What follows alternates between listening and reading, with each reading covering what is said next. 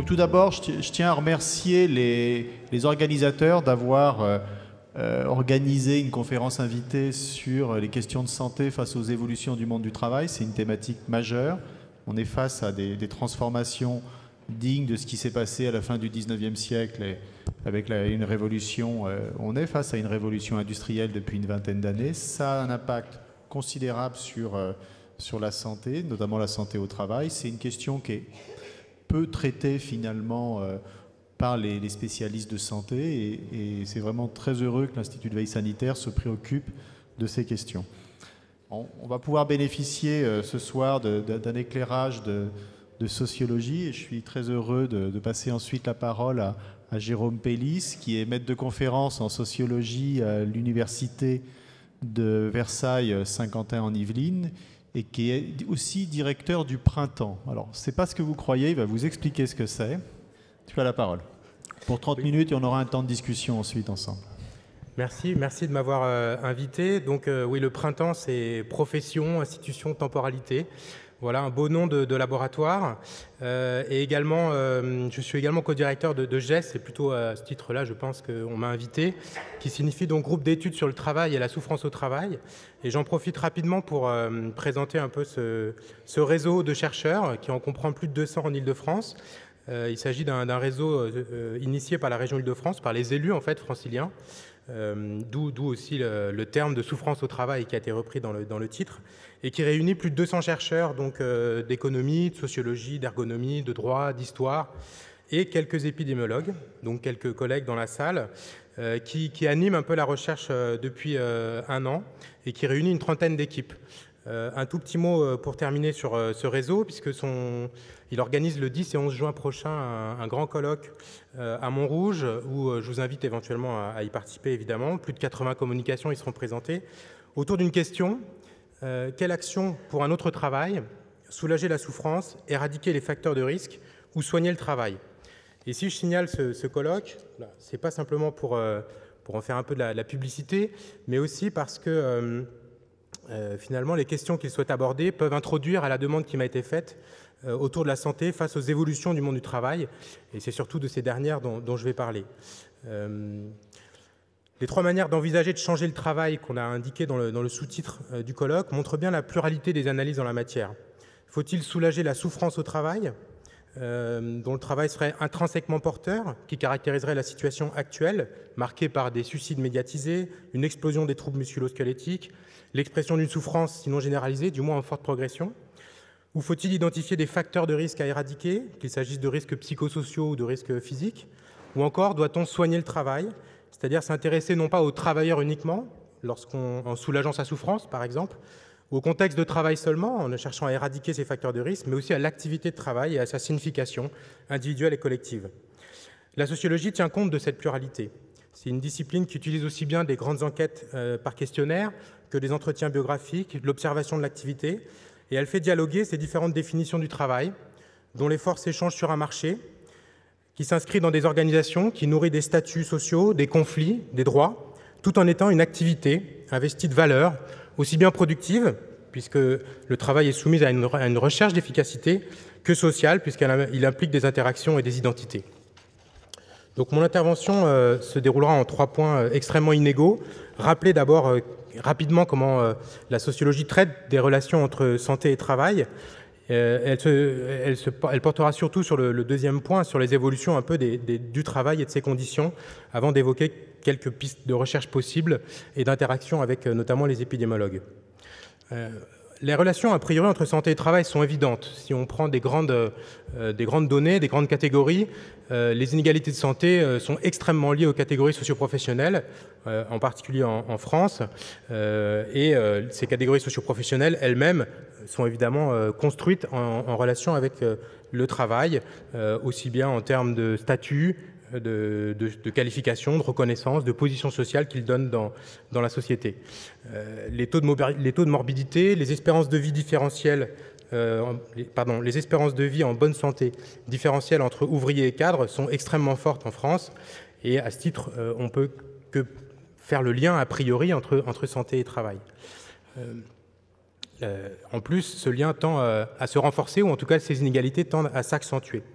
En plus, ce lien, on peut le mettre pas simplement en évidence à ce niveau macro très général, mais aussi en regardant directement les accidents du travail ou les maladies professionnelles, dont les prévalences sont là aussi très inégales, et certaines évolutions récentes assez inquiétantes. On peut penser à l'amiante, qui concerne aujourd'hui 85% des décès liés aux maladies professionnelles, ou aux troubles musculo-squelettiques, qui ont doublé depuis 2001, qui touchent aujourd'hui plus de 50 000 personnes par an.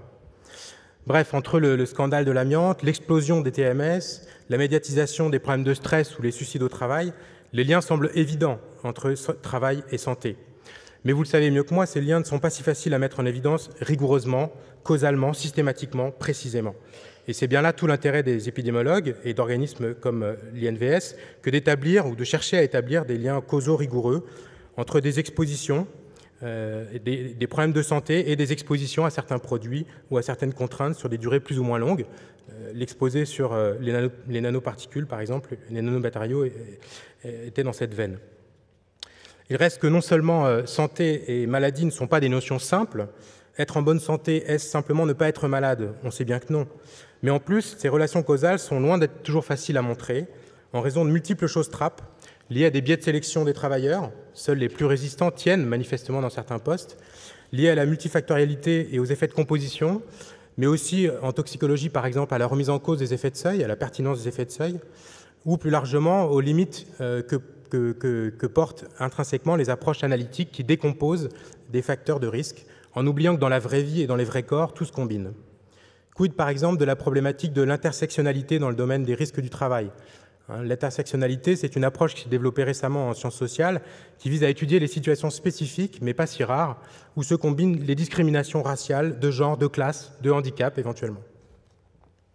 L'un des apports de la sociologie, c'est justement de revenir sur la construction sociale de ces chiffres, de déconstruire les statistiques d'accidents du travail et de maladies professionnelles que tout le monde s'accorde à dire largement sous-estimées en raison de définitions et de processus de déclaration restrictifs.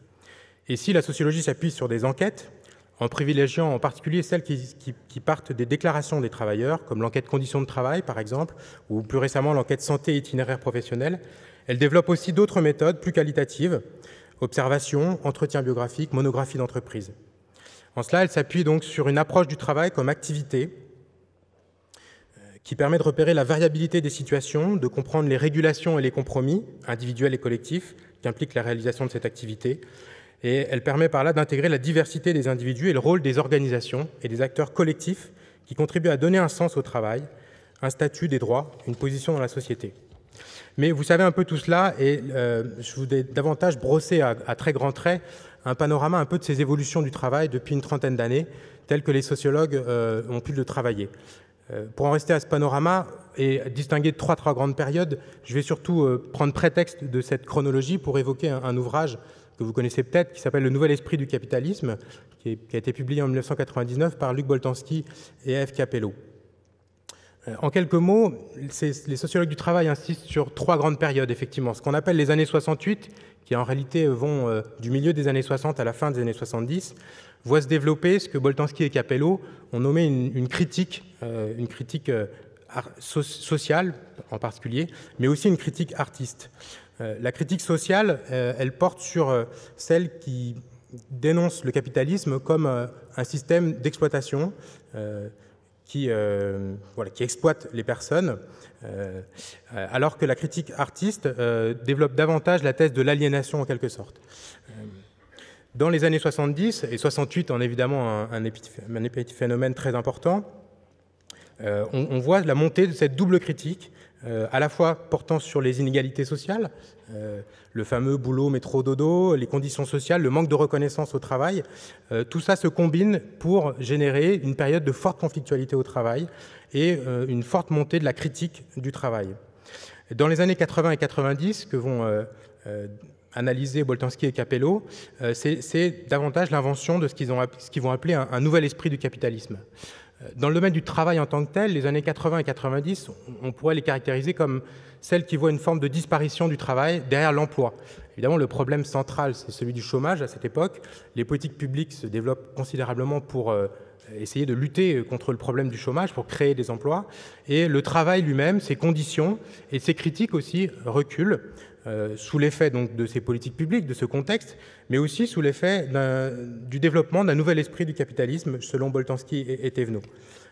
Ce qu'il désigne par là, très rapidement, c'est une récupération de la critique, et en particulier de la critique artiste, celle qui visait à critiquer l'aliénation impliquée par le travail, par un nouvel esprit. Alors, empiriquement, il travaille principalement sur des manuels en fait, d'organisation du travail et de DRH, qu'il compare entre les années 60 et les années 90 pour en déceler un esprit.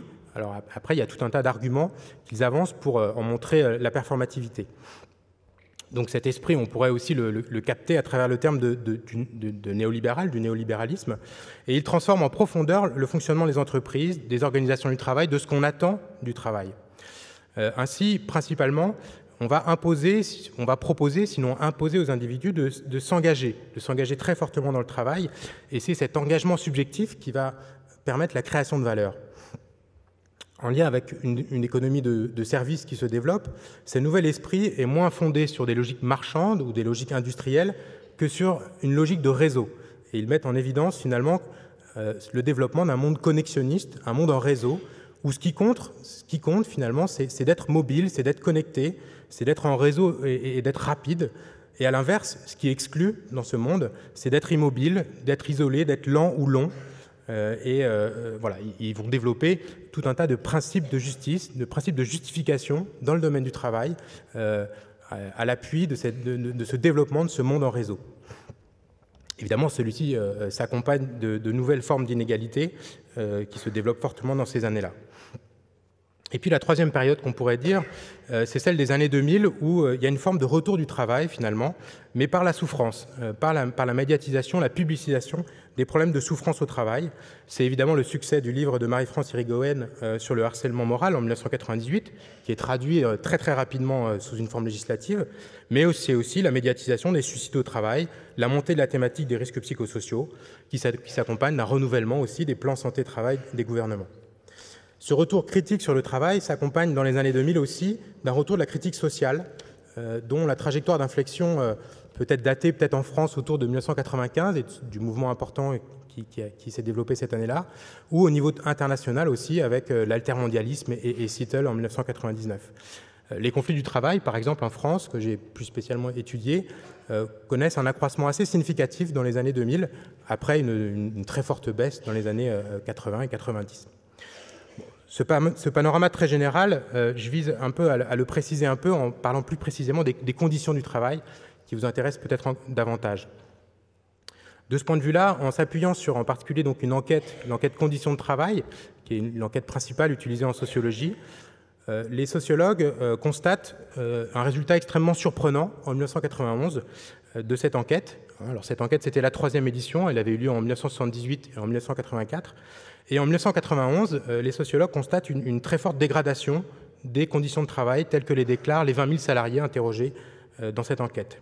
Ça n'avait pas été le cas dans les 2 vagues d'enquête précédentes, et ce résultat est totalement imprévu, contre-intuitif même avec certaines évolutions structurelles, recul de l'industrie au profit du tertiaire, réputé avoir des meilleures conditions de travail, développement de l'automatisation, création des CHSCT en 1982, tout un ensemble d'évolutions qui ne laissaient pas présager une dégradation déclarée par les salariés des conditions de travail.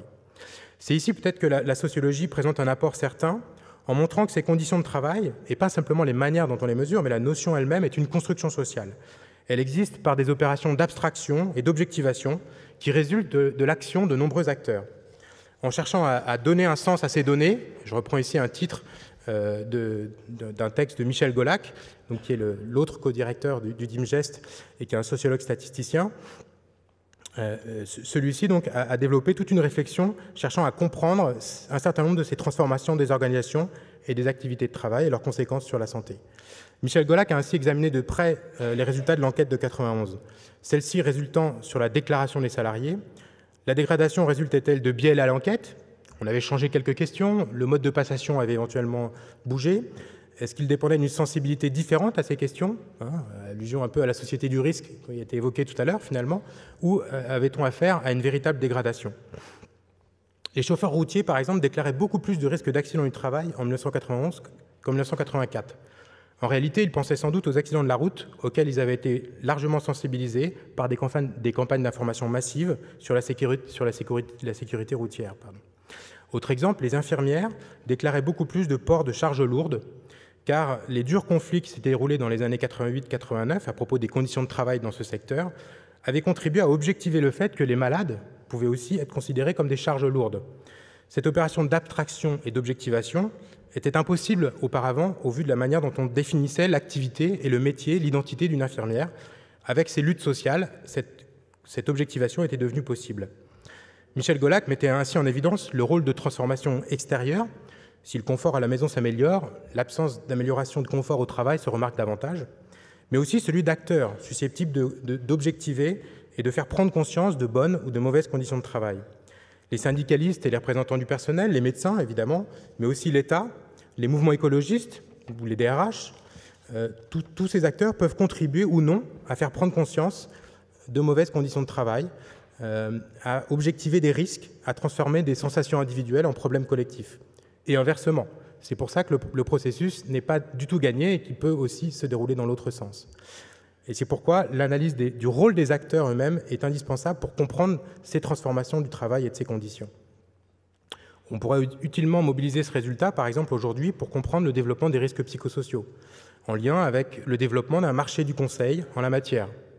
Organisé autour d'une myriade de petits cabinets, mais aussi de quelques grandes structures, s'appuyant et relayant une action publique volontariste, ces consultants contribuent à mettre en forme d'une certaine manière ces évolutions du travail qui se traduisent par des problèmes, des tensions, des maladies ou des plaintes, et qui occupent aujourd'hui le devant de la scène avec le vocable des risques psychosociaux. Au final, Golac concluait son examen minutieux de la manière dont les chiffres de 1991 étaient construits et ce qu'ils signifiaient à un mixte entre ces transformations, celles qui modifient la sensibilité à telle ou telle mauvaise condition de travail, c'est le paradoxe de Tocqueville évoqué auparavant, mais il montrait aussi une véritable dégradation, qui du coup restait assez surprenante et qui restait à expliquer. Une dégradation qu'on pouvait voir par exemple en termes de pénibilité physique. Là, j'ai pris les 4 séries de l'enquête conditions de travail. La dernière enquête a eu lieu en 2012. Et on voit très clairement que sur ces conditions physiques, ici, devoir porter ou déplacer des charges lourdes, par exemple, on a une augmentation continue dans ces années-là, et particulièrement forte entre 84 et 91. Cette dégradation des conditions de travail s'est prolongée entre 91 et 98, puis elle s'est maintenue à un niveau très élevé jusqu'en 2005, et c'est aujourd'hui un phénomène bien repéré par ces enquêtes. L'une des principales explications qui a été apportée passe finalement par les transformations des conditions temporelles du travail, et je vous propose d'en parler un petit peu en développant 2 points, 2 notions essentielles, puisque j'ai moi-même travaillé sur la mise en œuvre des 35 heures. Le travail a d'abord considérablement évolué via des exigences accrues de disponibilité temporelle. Je vous présente ici un schéma qui résume un peu l'ensemble de ces facteurs d'évolution du travail autour de cette notion d'exigence de disponibilité temporelle. On peut la préférer à celle de durée, de temps ou même de rythme parce qu'elle les recouvre et puis elle traduit bien l'enjeu aujourd'hui essentiel dans le domaine du travail qui est celui de la disponibilité et qu'on peut saisir avec cette notion-là. Ce schéma, il est assez synthétique. Il permet de montrer que ces nouvelles exigences de disponibilité temporelle dépendent finalement de systèmes techniques avec le développement de ce qu'on peut appeler des contraintes événementielles. Là, je suis dans la case 1.1 tout en haut. C'est le développement de l'automatisation, de l'informatisation, des activités de surveillance ou de maintenance qui soumettent les travailleurs finalement à ce qu'on peut appeler des contraintes événementielles. C'est-à-dire ce qu'il faut gérer, c'est l'aléa ou l'incident et ça implique des formes de contraintes spécifiques. La nature du travail, évidemment, aussi change avec une intellectualisation plus répandue, sans pour autant que ce recul du taylorisme soit systématique. Tout un tas de travaux montrent une forme de néo-taylorisation, notamment dans les services. En tout cas, la prescription porte beaucoup moins sur les manières de faire le travail et plus sur les objectifs, en lien avec cette montée aussi de la logique de service. Un autre facteur plus économique est souligné en haut à gauche, avec la transformation et l'internationalisation des marchés, le développement de contraintes marchandes, d'une logique de flux tendu. Donc tout un tas de facteurs économiques et organisationnels sont convoqués ici pour comprendre ces nouvelles exigences de disponibilité temporelle. Et puis du côté des salariés eux-mêmes, des évolutions se font jour, affaiblissement très important de l'acteur collectif salarial. Les années 80 sont des années de désyndicalisation massive et difficulté renforcée aussi de ces représentants du personnel à mettre en forme les attentes des salariés, des attentes qui elles-mêmes se diversifient, s'hétérogénéisent, en particulier dans le domaine du temps, qui a toujours été un objet de division syndicale et un objet extrêmement complexe à traiter dans les entreprises d'un point de vue collectif. Tout cela dans un contexte où l'évolution permissive du droit du travail est attestée et les 35 heures, paradoxalement, s'inscrivent bien dans cette évolution-là aussi. Donc si je poursuis un tout petit peu avec ces deux auteurs, ces nouvelles exigences contribuent finalement à l'apparition de deux nouvelles normes temporelles, ce qu'ils appellent une norme flexible hétéronome et une norme flexible autonome. Alors, je suis désolé, il y a beaucoup de lignes à lire, mais je vais commenter très rapidement. L'idée, c'est que finalement, il y avait une espèce de compromis, le fameux compromis fordien, sur lequel on pourrait revenir. Il n'était absolument pas généralisé dans la société salariale des années 60 ou 70, mais il constituait un horizon pour beaucoup d'acteurs. Cette norme du compromis fordien, si on la décline selon toutes ses caractéristiques, eh bien, elle avait des caractéristiques en particulier marquées par le fait qu'elle était collective, centrale, avec une certaine régularité, et puis finalement une figure type un peu qui était celle du travailleur privilégié par la sociologie du travail dans les années jusqu'aux années 70-80, qui était l'ouvrier de type industriel. Et on l'étudiait surtout dans son atelier, dans ses entreprises. Ce que montrent ces deux auteurs, Bouffartig et Bouteiller, c'est dans les années 80-90 le développement de ces deux normes flexibles qui ont des points communs, c'est cette flexibilité, et en particulier le fait qu'il s'agit de normes localisées, individualisées, mais qui s'opposent aussi en termes de légitimité en particulier, ou de reconnaissance sociale et salariale. Donc je ne développe pas plus, mais l'idée c'était de vous montrer un peu, à travers ces questions de temps, de durée, ou finalement de disponibilité temporelle, qui est une notion que j'essaie d'introduire, comment cette dimension temporelle du travail permettait de comprendre aussi une transformation de ces conditions. Pour en revenir maintenant plus précisément à la dégradation des conditions de travail elles-mêmes, la deuxième entrée privilégiée, ça va être la description d'un processus d'intensification du travail très important. Ici, je vous donne aussi quelques éléments tirés de l'enquête conditions de travail qui montrent là aussi un processus d'intensification très important et qui va se développer entre les années 85 et entre le milieu des années 80 et les années 2000. Donc ces indicateurs, qui sont ceux qu'on utilise, touchent directement l'activité de travail ici, avec une multiplication des contraintes de rythme. Ce que montrent les sociologues, finalement, c'est autant la multiplication de ces contraintes de rythme que leur cumul. Ce qui va être extrêmement marquant, c'est pas tellement finalement qu'il y a plus de contraintes de rythme industrielles ou marchandes, mais leur cumul. Donc ce qu'on appelle une contrainte de type marchand, c'est en gros lorsqu'on doit répondre à la demande. Par exemple, le fait de devoir abandonner une tâche pour une autre, non prévue, est typique d'une contrainte de type marchand. À l'inverse, une contrainte de type industriel, c'est quand le rythme de travail dépend d'un équipement automatique ou de normes ou de délais à l'horizon d'une journée maximum. Ce qu'on voit ici, c'est que c'est la combinaison de ces deux grands types de contraintes, industriels et marchands, qui se déroulent entre 84 et 2005. Depuis 2005, l'intensification semble avoir marqué le pas, mais elle se maintient à un niveau extrêmement élevé.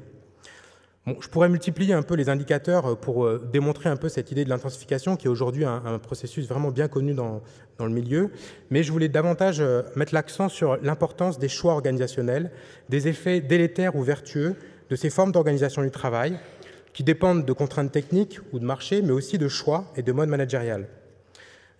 De ce point de vue, je voulais évoquer un des rares travails qui fait le lien explicitement entre l'organisation du travail et ses effets sur la santé.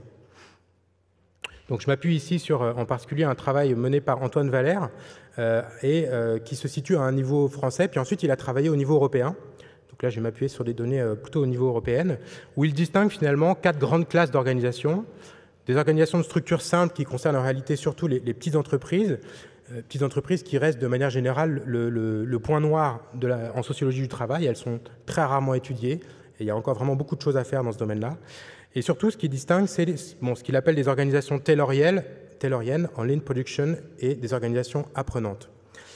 Ces organisations tayloriennes, c'est celles où les contraintes de rythme sont fortes, les tâches répétitives et monotones nombreuses, des normes de qualité précises, mais le travail est faiblement autonome. À l'inverse, en lean production, qui est vraiment la nouvelle forme d'organisation qui s'est fortement développée dans les années 90 et 2000 en Europe, elle est marquée par le travail en équipe, la rotation des tâches, la gestion de la qualité. Et si les salariés ont souvent des situations d'apprentissage, ils ont aussi de faibles marges d'autonomie et sont soumis à de multiples contraintes de rythme. C'est ce qu'on appelle typiquement en sociologie aussi des formes d'autonomie contrôlée, avec ce type d'oxymore pour essayer de capturer cette montée de l'autonomie qui s'accompagne simultanément d'une montée des prescriptions au travail. Et puis à ces deux classes-là, Antoine Valère oppose ce qu'il appelle des organisations apprenantes, où on a des salariés qui ont une forte autonomie dans le travail, des capacités d'autocontrôle de la qualité de leur travail, souvent en situation d'apprentissage, avec un travail en équipe et surtout des contraintes de rythme beaucoup moins importantes. Ce qui est intéressant dans ce travail, c'est encore une fois le lien que Antoine Valère a fait entre ce type d'organisation et certaines conditions de travail et certains états de santé. Bon, désolé encore pour ce tableau un peu important. Donc, ce que je voulais juste commenter dans ce tableau, c'est surtout finalement les colonnes, enfin les lignes, où il distingue des conditions physiques de travail, des conditions horaires de travail, des pressions temporelles. J'insiste du coup encore une fois sur l'importance du temps pour saisir ces transformations du travail et de ses conditions, et pour vous montrer systématiquement comment donc l'organisation de référence, c'est l'organisation taylorienne, et elle est comparée aux organisations apprenantes et en lean production avec une régression où on voit que les organisations apprenantes favorisent notablement des meilleures conditions de travail, ou en tout cas le développement peut-être d'une norme flexible plus autonome qu'hétéronome, hein, si on va un petit peu dans les lignes qui concernent les horaires flexibles et durée de travail longue.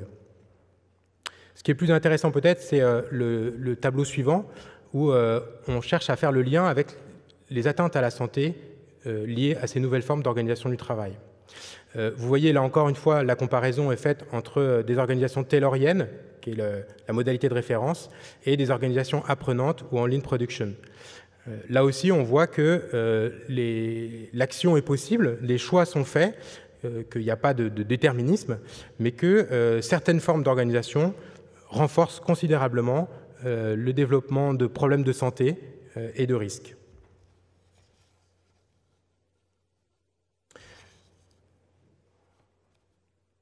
Alors, pour terminer, un petit mot finalement sur la place spécifique du travail en France.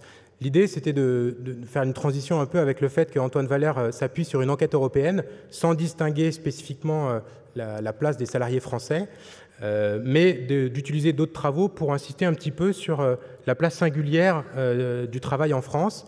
Et en particulier ici, on peut faire référence aux travaux de Dominique Méda, dont l'évolution est assez intéressante. Et ici, les épidémiologues pourraient apporter des choses dans ces comparaisons internationales pour comprendre aussi les effets du travail sur la santé et ses spécificités éventuellement culturelles ou nationales. Dominique Méda, je ne sais pas si vous vous en rappelez, elle avait publié un ouvrage en 1995 qui s'appelait « La fin de la valeur travail », qui avait fait beaucoup de débats. Ce qui est intéressant, c'est qu'elle a continué ses études, mais de manière plus empirique, en s'appuyant sur tout un tas de questionnaires, en particulier ici les questionnaires sur les valeurs au niveau européen. Et elle a montré finalement une spécificité assez forte du travail en France autour du travail. Le travail est en effet très important dans la vie des Français. C'est parmi les différents pays, les Français qui déclarent le plus dire que le travail est important dans leur vie. Ça peut se rapporter évidemment au poids du chômage. C'est bien montré que le chômage renforce l'importance du travail dans la vie, paradoxalement. Mais ça peut aussi se rapporter au fait que les Français semblent avoir, plus que les autres, un intérêt pour le contenu du travail. Mais Dominique Méda met surtout en évidence un paradoxe. Alors qu'ils sont parmi les Européens les plus à juger que le travail est important dans leur vie et qu'ils en attendent beaucoup, les Français sont aussi parmi ceux qui déclarent le plus qu'ils souhaitent que le travail prenne moins de place dans leur vie. Et cette espèce de paradoxe est examinée par Dominique Méda et elle essaye de proposer des hypothèses qui finalement nous ramènent à notre sujet puisqu'elle incite beaucoup sur l'importance des mauvaises conditions de travail pour comprendre ce paradoxe entre une attente très forte envers le travail mais aussi en même temps une revendication qu'il prenne moins de place dans la vie des Français. Je ne vais pas tellement plus loin ici.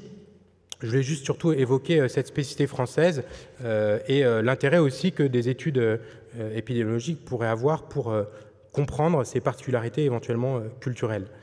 De ce point de vue-là, le débat et la médiatisation de la thématique de la souffrance au travail apparaît aussi comme une spécificité assez française. Elle est au fondement finalement du réseau de gestes. Et donc c'est pourquoi je voulais terminer par un petit mot sur les risques psychosociaux, en m'appuyant ici en particulier sur les résultats du collège d'expertise qu'a dirigé Michel Golac à la demande du gouvernement précédent. L'idée de revenir sur ce thème de risques psychosociaux, donc j'ai commencé ma présentation en insistant sur la diversité des approches entre souffrance, risques psychosociaux, soigner le travail. Finalement, le collège d'expertise, bien qu'il ait noté l'origine plus patronale que syndicale du terme, puisqu'il peut viser à identifier des risques, à individualiser des risques, à traiter des risques finalement, un à un, sans faire attention au sens qu'ils peuvent avoir ou aux effets éventuellement délétères que le traitement de tel risque a sur telle autre dimension des conditions de travail. Le collège d'expertise, malgré tout, retient le terme en lui donnant une définition qui vise un peu à répondre à un certain nombre des critiques qui lui ont été données.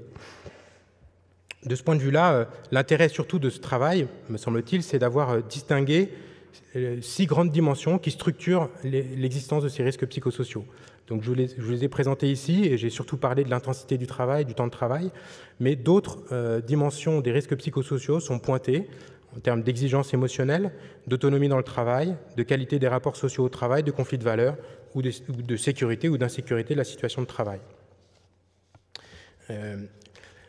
L'idée simplement, c'est dans ce collège d'expertise, Michel Golac et donc l'ensemble des chercheurs avec lesquels il a travaillé pour établir ce rapport insistent beaucoup sur la recherche d'indicateurs pour caractériser la place de ces dimensions et leurs éventuels effets sur la santé. Donc juste pour terminer de ce point de vue-là, on peut signaler effectivement un travail de manière en général plus exigeant, en particulier en termes d'intensité ou de durée, flexibilité, variabilité du travail, mais aussi une probable montée des exigences émotionnelles. Les exigences émotionnelles, c'est par exemple le fait d'avoir à affronter la souffrance dans son propre travail. On peut penser ici à tout ce qui concerne l'aide à domicile, les infirmières, etc. En matière d'autonomie, on a des évolutions assez contradictoires, comme je l'ai déjà dit, montée de l'autonomie et en même temps montée de la prescription. Donc essayer de comprendre ces choses-là et quels sont les effets de ces contradictions et de ces tensions sur la santé. Enfin, on montre une fragilisation des rapports sociaux avec des collectifs de travail déstructurés dans certaines entreprises, dans certains secteurs, et puis la montée de nouveaux conflits éthiques, c'est-à-dire le fait de devoir faire des choses qui vont contre ses convictions personnelles, par exemple le fait d'être attaché à des valeurs d'égalité ou de qualité dans le travail et qu'on ne peut pas assurer en raison de l'organisation du travail dans laquelle on est plongé. Enfin, évidemment, avec la crise et la montée des incertitudes sur les situations de travail, le fait que ces difficultés durent en France, le taux de chômage qui est vraiment important pendant longtemps, contribue sans nul doute à un travail qui présente de nouveaux risques pour la santé des salariés. Voilà, je vous remercie.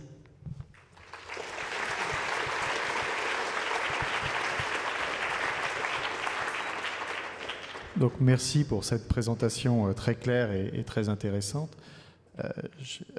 Avant de passer la parole à la salle, je voudrais faire un commentaire et te poser une question le temps que ça vienne. Je pense qu'il faut aussi insister sur il n'y a pas qu'une question de représentation, c'est très important et moi j'adhère tout à fait à ce qui a été dit, mais il y a aussi des transformations technologiques et économiques très importantes qui vont déterminer aussi ces changements. Et je pense à l'arrivée massive de ce qu'on appelle le lean management ou le lean management, c'est maigre, hein, c'est travailler au bord de la rupture.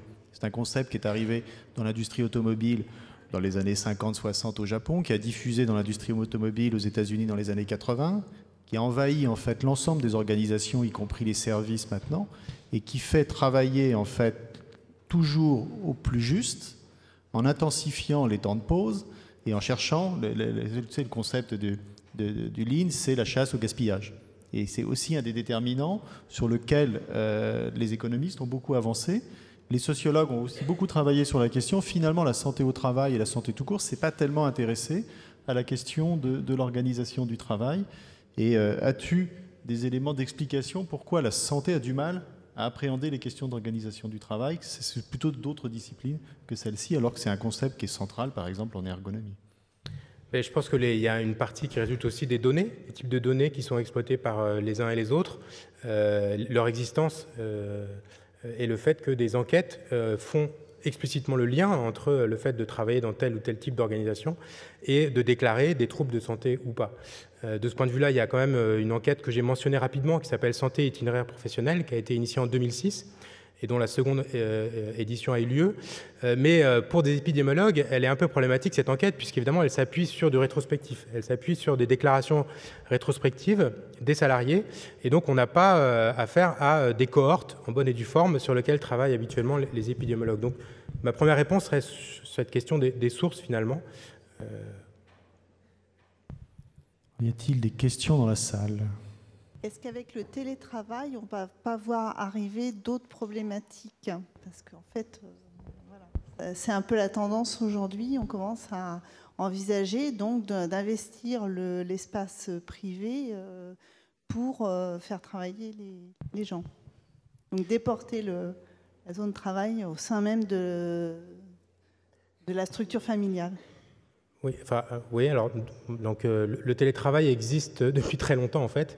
Enfin, je veux dire par là que c'est plutôt le débordement du travail sur l'espace privé et le temps privé, mais il n'est pas forcément institutionnalisé. Enfin, ce qu'on appelle le télétravail en tant que tel, c'est-à-dire le fait qu'il est cadré par un contrat ou un avenant au contrat, par exemple, est relativement peu développé en France. Par contre, le télétravail au sens du fait qu'on travaille à la maison, sans forcément que ça soit cadré ainsi, ça existe depuis extrêmement longtemps, en particulier pour certaines catégories comme les cadres, dont l'identité même sociale se définissait par le fait de ne pas compter son temps. Et ici, les 35 heures ont joué un rôle assez important dans ce domaine-là. Voilà. Alors évidemment, lorsque le travail envahit l'espace privé, il y a effectivement d'autres problématiques qui surgissent en matière de risque.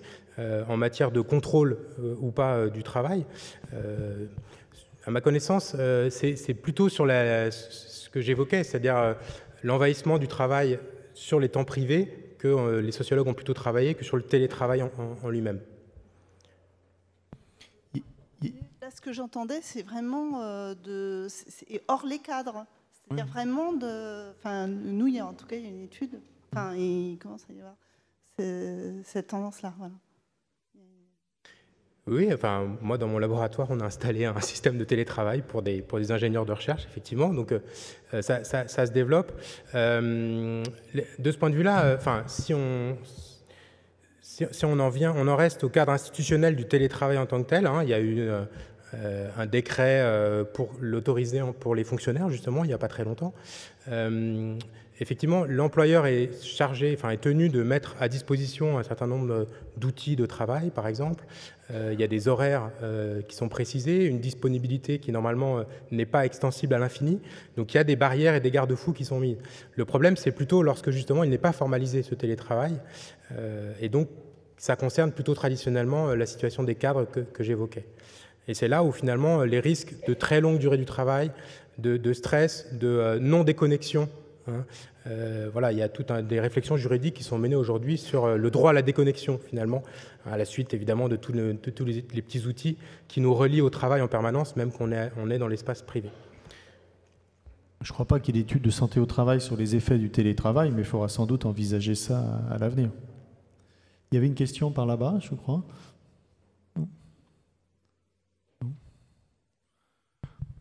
Bon, moi, j'ai une autre question.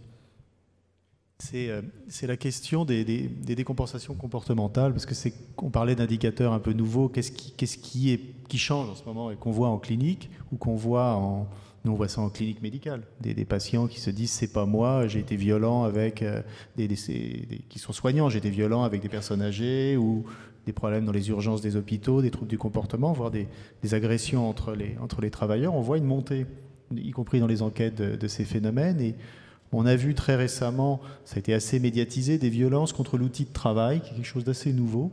Classiquement, les ouvriers ne cassaient pas leur outil de travail. Là, les Conti, à Châtellerault, ça a failli faire sauter une entreprise. Est-ce que ça, c'est pas un événement d'alerte d'une crise du travail grave, ou que les travailleurs, plutôt des ouvriers dans ce cas-ci, mais je crois que ça s'est vu aussi dans certains services, en vont jusqu'à détruire leur propre outil de travail, tellement ils sont fatigués, on pourrait dire, ils sont en panne, comme dirait Christophe Dejour dans son dernier livre, quoi. Je crois que tu as travaillé là-dessus, et quel est ton point de vue? Oui, enfin, j'ai un petit peu travaillé effectivement sur les conflits du travail. De ce point de vue-là, moi, ce que je trouve comme indicateur d'alerte beaucoup plus significatif, c'est les suicides au travail, qui me semble beaucoup plus être un indicateur, enfin un signal d'alerte. En ce qui concerne ces conflits collectifs, il faut vraiment relativiser la médiatisation dont ils ont fait l'objet. D'abord, ce n'est pas un phénomène nouveau. Ensuite, les gens ne sont finalement pas passés à l'acte dans tous ces cas-là. Alors peut-être un petit peu à la sous-préfecture de Compiègne, malgré tout, ou quelques séquestrations, voilà. Mais qui, de fait, quand on compare avec l'histoire et ce qui se passait dans les années 70, la manière dont les conflits étaient menés, on a plutôt affaire vraiment à une pacification forte, y compris de ces conflits qualifiés d'illégaux ou de radicaux. Donc voilà. Après, c'est des situations souvent aussi assez spécifiques qui sont liées à des entreprises qui sont souvent étrangères, où la direction est absente, et où les risques de chômage ont des implications extrêmement fortes pour les personnes, hein, qu'on peut penser au conflit Cellatex ou à Châtellerault, etc. Donc je ne suis pas sûr que ça soit des signaux d'alerte en tant que tels. Par contre, effectivement, ce qui s'est passé à France Télécom, par exemple, et la médiatisation de ces suicides, alors là aussi, il faut aussi revenir sur le processus de médiatisation, hein, parce que les suicides au travail, ça existait aussi auparavant, simplement on ne mettait pas forcément la focale dessus. Mais en tout cas, à France Télécom, il me semble que ça a été clairement un signal d'alarme et que ça a été perçu comme tel par les acteurs aussi, alors peut-être avec retard, peut-être avec cynisme après l'expression de forme de cynisme. Mais voilà, c'est en ce sens-là que je pense que le processus d'alerte, il est plus à ce niveau-là qu'au niveau collectif. Au contraire, on pourrait dire que l'augmentation ou le fait que de plus en plus d'entreprises sont concernées par des conflits collectifs, on pourrait au contraire peut-être interpréter ça comme un signe de bonne santé finalement, c'est-à-dire une capacité aussi des acteurs à collectivement revendiquer et pas simplement subir individuellement, hein, éventuellement avec les conséquences que ça peut avoir sur la santé.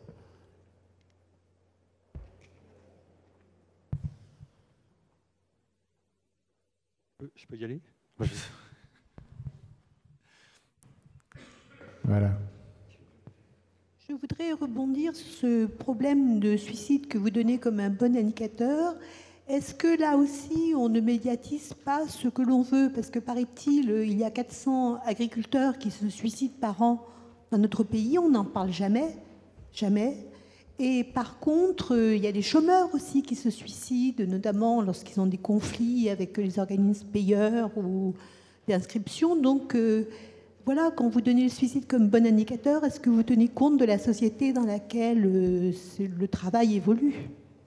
Alors, je ne voulais pas dire que c'était un bon indicateur dans l'absolu, ça signale quelque chose.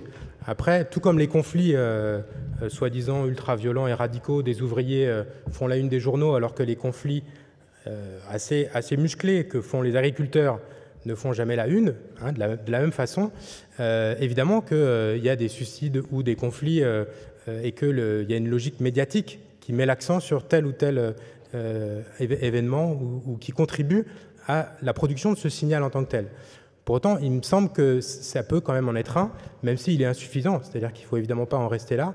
Et les statistiques ici, ou les enquêtes qualitatives, actuellement à la Poste, par exemple, je pense qu'il y a des processus assez similaires à ceux qui se sont déroulés à France Télécom, avec une médiatisation moindre, mais il y a des processus un peu similaires qui sont en train de se dérouler. Et là, des études ont tendance à peuvent constituer des signaux d'alerte en la matière pour éviter éventuellement aussi ce qui s'est passé à France Télécom. Voilà. Je ne voulais pas dire que les suicides au travail en eux-mêmes étaient un bon indicateur. C'est un indicateur, évidemment parmi plein d'autres, et on aimerait bien s'en passer. Merci. Oui, une question au sujet d'un des tableaux de résultats que vous avez donné, dont on a discuté avec Jean-Claude Desenclos en le regardant. Vous avez comparé différentes organisations, celle qui est issue de Taylor, celle que vous appelez apprenante, et puis Lean, etc. Et on a été étonné du fait que le stress était assez important dans organisation apprenante et le stress et l'anxiété. Encore plus pour le lean, mais on comprend pour le lean, puisqu'il y a une pression quand même qui est très très forte là. Par contre, l'organisation apprenante, vous avez dit qu'on laissait de l'autonomie finalement aux agents, et on avait l'impression que du coup, cet espace de liberté qu'on leur laisse devait au contraire déstresser. Alors je voulais savoir, peut-être que je n'ai pas du tout compris d'ailleurs, parce que c'était une organisation apprenante, mais est-ce que vous pouvez expliquer pourquoi ce stress est plus important? Est-ce que c'est un problème de responsabilisation plus forte de l'agent, par exemple? Oui, je pense que l'explication, elle est à rechercher de ce côté-là. Les contraintes de rythme, de manière générale, sont moins fortes dans les organisations apprenantes. Évidemment, ces contraintes de rythme, elles sont aussi liées à la déclaration d'un stress important ou pas. Pour autant, le stress, on peut aussi le relier effectivement à un niveau de responsabilité, à une responsabilisation dans le travail, à une application aussi dans le travail, hein, cette idée d'anxiété. Et c'est plutôt sur ce registre-là qu'il faudrait travailler. Ça montre aussi à quel point le stress est une notion ambivalente. Et lorsqu'on fait des enquêtes de terrain, on voit tout un tas de salariés qui sont assez contents d'être stressés, ou pour qui ça fait partie du travail que d'être stressé, sinon anxieux. De la même façon que pour l'intensification, au moment des passages aux 35 heures, j'ai pu rencontrer des salariés plutôt contents d'avoir intensifié leur travail, soit parce que ils en avaient conscience, mais l'échange social qui était obtenu, c'est-à-dire le fait d'avoir des jours de réduction, des jours de repos, compensait selon eux cette intensification du travail. C'est-à-dire que l'équilibre, l'échange était explicite, prévu dans les négociations de l'accord, soit parce que, au contraire, ils pouvaient être contents d'une intensification du travail qui pouvait résulter, par exemple, de moins de réunions chronophages et inutiles, etc., etc. Il ne faut pas oublier que voir son travail intensifié, c'est aussi finalement voir son travail considéré comme ayant une valeur importante, puisque alors je ne veux pas complètement brouiller le message, c'est-à-dire que l'intensification, elle a surtout des effets quand même plutôt néfastes sur les conditions de travail, mais à chaque fois, on a des formes d'ambivalence selon les secteurs, selon les entreprises, selon les salariés et leur situation individuelle aussi. Un point de complément, c'est aussi lié au modèle de Karasek, qui postule que plus on a d'autonomie, moins on est en situation de stress. En fait, c'est un modèle qui était assez adapté à la situation industrielle et plutôt aux organisations fordiennes. Dans les organisations apprenantes, où c'est plutôt des travailleurs qualifiés qui ont en fait beaucoup d'autonomie, il y a une espèce de paradoxe et de retournement de l'autonomie, et ça les patients le disent bien, c'est en fait, ils en ont trop. Et là, c'est plus un problème de prescription, c'est-à-dire d'avoir une limite. Et les cadres supérieurs ont beaucoup d'autonomie, mais en fait se retrouvent avec une telle prescription et des objectifs des fois difficilement tenables, que c'est en fait, malgré l'autonomie, se retrouvent dans une situation de stress, alors que le modèle de Karasek aurait plutôt prédit une diminution du stress. Et je pense que c'est ça, en fait, l'explication qui est très embêtante en termes de management, parce qu'en fait, ça oblige à différencier le management et les règles de santé au travail classiques par catégorie, probablement par type d'organisation du travail, ce qui complique encore plus la prévention. Il y a encore une question, puis après, il faudra qu'on conclue. C'est une question peut-être de détail. On a vu, je crois que c'est au début des années 90, les directeurs du personnel rebaptisés en directeurs des ressources humaines. Et finalement, ça avait donné peu de commentaires dans la presse, il me semble-t-il, ou de commentaires. Il me semblait quand même, sur le plan symbolique, de passer de personnes à ressources, ça signifie quelque chose. Est-ce que c'est quelque chose qui a accompagné des changements organisationnels? Qu'est-ce que vous pouvez en dire ? Alors, je cherche un petit peu à travailler justement sur les DRH, et la littérature est extrêmement pauvre en sociologie ou même plus largement en gestion. On a un peu de la littérature normative, en fait, sur comment être un bon DRH. Mais voilà, c'est extrêmement étonnant sur cette fonction des directeurs du personnel devenus directeurs des ressources humaines, l'absence de littérature dans ce domaine-là. Bon, évidemment, symboliquement, ce que vous dites a du sens. Moi, j'ai des hypothèses sur le fait que ces directions des ressources humaines ou du personnel ont réussi à se légitimer par moment, à entrer dans les conseils de direction, à participer à la prise des décisions stratégiques, et puis à certains moments ont plutôt été mis dehors de ces conseils. C'est plutôt le directeur financier ou le directeur des opérations stratégiques qui prennent les décisions, avec des processus d'externalisation aussi de cette fonction RH. C'est un peu ce qui s'est passé aussi à France Télécom, c'est-à-dire ce lean management, il se traduit aussi par une diminution de la hiérarchie intermédiaire. C'est ça l'organisation maigre. Et du coup, on n'a plus tous ces acteurs chargés de faire le lien entre les directions, les prescriptions et le travail réel, chargés de négocier les compromis au jour le jour dans le travail. Bon, voilà, donc il y a très peu de travaux sur cette fonction-là. J'ai essayé de m'y lancer prochainement, mais effectivement, on peut avoir des hypothèses sur le fait que ce groupe, en plus, est soumis à une très forte volatilité parce qu'on a probablement des effets de carrière forts avec des passages entre DRH et consultants, par exemple. Et donc, c'est tous ces acteurs qui gravitent autour des directions d'entreprise, hein, notamment les consultants, mais aussi de plus en plus des avocats qui conseillent, équipent ces directions dans les choix stratégiques qu'ils effectuent en termes de marché, développement de produits, mais aussi d'organisation du travail ou de manière de gérer les conflits ou d'organiser concrètement le travail. Merci Jérôme, je crois qu'on va conclure pour tenir les horaires. Je voudrais juste dire que la prévention de ces changements, de ces atteintes à la santé liées à des changements, des bouleversements même économiques, c'est pas forcément perdu, il y a quand même des choses à faire. Il me semble ce qu'on fait là d'expliquer, et qu'il y a tout un travail d'explication notamment aux dirigeants d'entreprise, il y a des choix stratégiques qui sont faits, où il reste important qu'il y ait une meilleure compréhension des effets sur la santé de choix stratégiques de management et de choix même d'investissement, que c'est en train de changer. Au niveau international, on voit bien qu'il y a toute une campagne qui est en train de monter sur un travail soutenable tout au long de la vie.